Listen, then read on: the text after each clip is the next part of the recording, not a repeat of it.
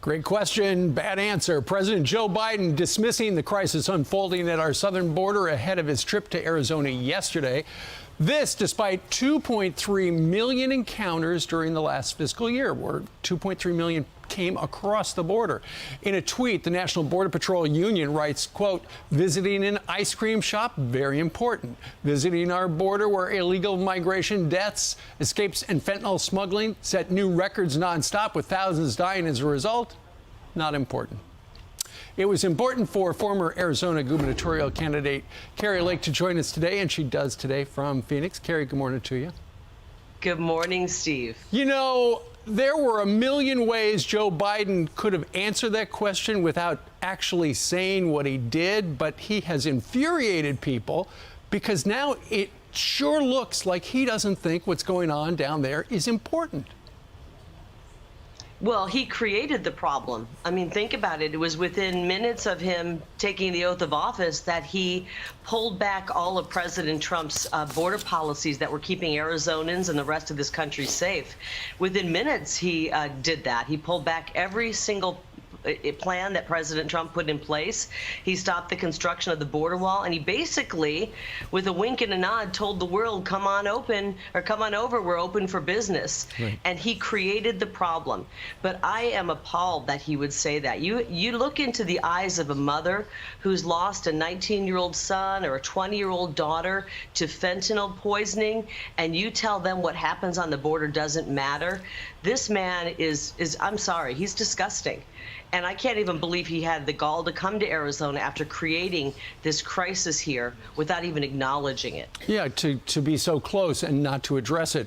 You know, obviously, the people at the White House, the communications team, they probably think it would be bad optics for the president to be on the border and look at it. But let's just think about this for a second. If the president was standing there with Border Patrol looking across at the unfinished wall or looking across the river or whatever, it would make it seem like he is addressing the issues of the people coming in. Forget about the fact that Republicans are saying, look, you got to do something to stop the people from coming in. At least it would make it look like he cared about the people who were actually coming in. Well, maybe he'd have to care about the people first. The issue is that, you know, even if he couldn't make it to the border, to sit down with parents who've lost a child to fentanyl poisoning, to hear their stories, I think he's afraid to go to the border, to be honest, Steve. I think he's afraid that he might hear from the Border Patrol agents who are having to process hundreds of thousands of people every year in Arizona. He might get an earful from the people who are on the front lines of this crisis that he created. And I think optically they're very worried about that. Yeah. So he kept it real safe. He doesn't really go out in public, as you notice. He goes into to visit where they're going to be making a lot of semiconductors in a huge factory and plant that they're starting up here in Arizona, which is fantastic. But he's the president. Yeah. He gets a free flight. He can easily make it to the border. There's no excuse for him not addressing this issue and at least showing that he cares a little bit. You're absolutely right. In that big plane, the president flies free anywhere he wants to go. He just doesn't want to go there. Kari Lake, we thank you very much for joining us today from Phoenix. Thank you, Kari. Thank you, Steve. You bet. We just thought this was interesting and worth addressing. So Candace Owens raised a pretty relevant question the other day on social media and got a huge response. She wrote this: serious question for men. Do you think that the Botox filler fake lips look attractive? Now, that's a real question, because all of a sudden everybody in power has fake faces. Nancy Pelosi looks like Michael Jackson, not being mean, but it's true. The governor of Michigan, Gretchen Whitmer, clearly keeping Botox stock afloat single-handedly, and then men are in on it too. What part of Joe Biden is still real? None. Jeff Bezos, completely transformed by this stuff. So we thought we would ask Candace Owens, like, what's going on here? Is this a sign of something deeper, a deeper fakeness infecting our leadership class? Candace Owens is, of course, the host of the Candace Owens Show. We're happy to have her now. Okay, so Candace, you address the most sensitive topics in American life, race, religion, like you're not afraid of anything. But this got a huge response. Why? Oh, man, Botox gate. I was very surprised. I landed myself in a puddle of uh-oh, and I'm laughing out loud now because I can never look at that photo of Nancy's eyebrows and not chuckle to myself. But yeah, I've been very curious, and I cover this on my podcast all the time, talking about our psychological immune system, meaning that we're constantly looking at all of these digital toxins. We scroll through our phones on social media, and then we suddenly start emulating the behavior that we see. You know, case in point, wear a mask, save lives. Now people are suddenly masking their children and won't go outside. Where an element of that is that you go on social media and everybody's starting to look the same. It's like Avatar. It's very bizarre. And I'm not against people that want to get Botox and nip and tuck. I don't personally do it, but I was curious if men found this new face that everyone has decided upon to be attractive. And boy, was I met with so much heat from women. I have a close friend of mine who gets Botox. She said, Candace, you're launching a war on us white women. How dare you? This is what we have to do. I realize that some topics, Tucker, are in fact too sensitive, and I would like to apologize to all of my fans and listeners, and I will leave your Botox and your filler alone, but we should investigate what is happening to Nancy's eyebrows. Well, I agree with that, but and everyone is starting to look the same, and that's a really insightful observation, which never occurred to me.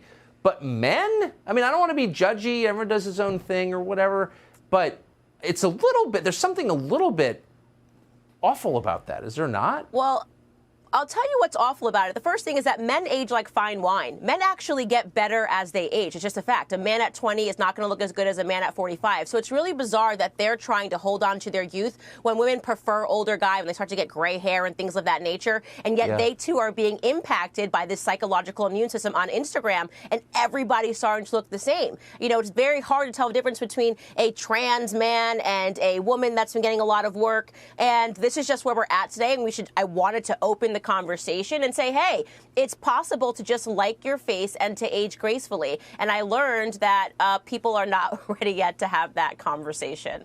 I agree. I never got any plastic surgery until I turned 65, and then I was like, you know, I have no choice. Just kidding. Candace, it's great to see you tonight. Thank you for that. Subscribe to the Fox News YouTube channel to catch our nightly opens, stories that are changing the world and changing your life. From Tucker Carlson tonight. 51, a slim majority. That is great, and we are so happy about it. First and foremost, I want to congratulate Raphael Warnock. I spoke to him this morning again on running, and he'll be up here later today, on running just a great race. Strong, inspiring, unifying, never daunted. I remember calling him the day the vote came in the general election. And even though he was disappointed that he came close, but not at 50, and he'd have to run again, he said, I'm raring to go, and we're going to win the runoff. And, of course, he did by not 0.5% or 1%, but by close to 3%.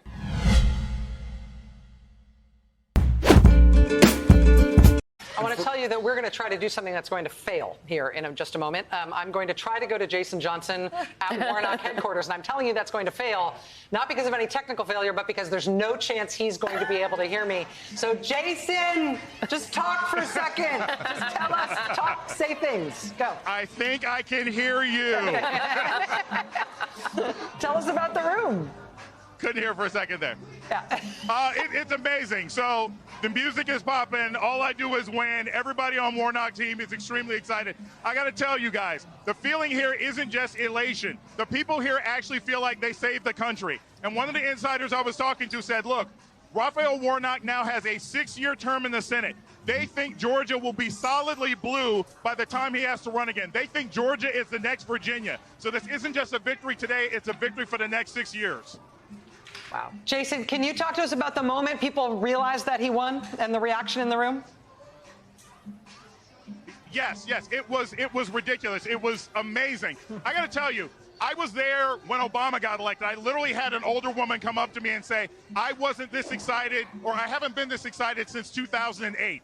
I have never seen this level of enjoyment. And like I said, Rachel, all throughout the night, I was surprised at how optimistic the Democrats were. But I feel like everybody in this room feels like they accomplished something. And I got to tell you, by comparison, when I was going throughout the community today, even when I talked to Republicans, many of them said they didn't want to vote for Herschelwalker. But every Democrat said they were thrilled to vote for Raphael Warnock a second, third, or fourth time if necessary to get him back in the Senate.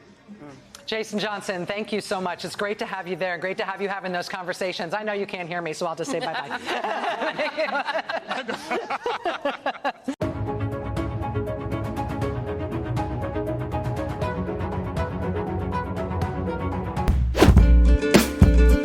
Check in with Von Hilliard at the Walker campaign headquarters if we can. They obviously are receiving the same information, presumably with a much different mood. Von Hilliard at Herschelwalker headquarters in Georgia. Von.